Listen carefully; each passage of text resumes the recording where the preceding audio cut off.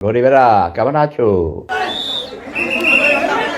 কারাগারে রয়েছেন বেসরকারি টিভি চ্যানেল মাই টিভির ব্যবস্থাপনা পরিচালক তৌহিদ আফ্রিদি ও তার বাবা চেয়ারম্যান নাসির উদ্দিন সাথী। 5 দিনের ব্যবধানে বাপ বেটার কারাগারে থাকায় শীর্ষ পদে আপাতত কেউ নেই। এই পরিস্থিতিতে মাই টিভির দায়িত্ব নিতে চাইলেন প্রবাসী ইনফ্লুয়েন্সার সেফাতুল্লাহ সেফুদা।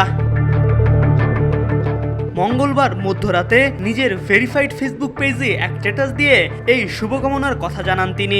সেফুদা হিসেবে পরিচিত এই প্রবাসী লিখেছেন, তোমরা এত সব না করে মাই টিভির দায়িত্ব আমাকে দিয়ে দাও, তারপর বাপ বেটাকে গরিব বানিয়ে ছাড়বো। অর্থাৎ আফ্রিদি ও তার বাবাকে গরিব বানাতে চান সামাজিক যোগাযোগ মাধ্যমের ভাইরাল এই প্রবাসী। অশালীন সংলাপ ও তুচ্ছ তাচ্ছিল্য করা সেফুদাকে নেটিজেনরা সবসময়ই হাস্যরসের পাত্র হিসেবে দেখে। তার পোস্টের রিয়েক্ট ও কমেন্ট দেখলে তা সহজেই বোঝা যায়।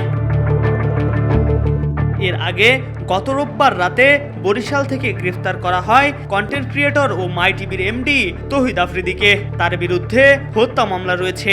এর আগে গত 17 আগস্ট রাজধানীর গুলশান থেকে মাই টিভির চেয়ারম্যান ও তৌহিদ আফ্রিদির বাবা নাসির উদ্দিন সাথীকে গ্রেফতার করা হয়। আফ্রিদি 5 দিনের ও তার বাবা 7 দিনের রিমান্ডে রয়েছেন।